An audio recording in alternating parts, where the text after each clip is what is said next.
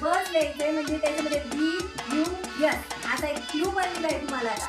BUS असं त्याच्यामध्ये थोडंसं आपलं डोकं लावा आणि लिहा. याच्यामध्ये बस आलं पाहिजे. हा झटका जरा सा महसूस हुआ एक, लाइफ की गाड़ी ने कस के मारा ब्रेक.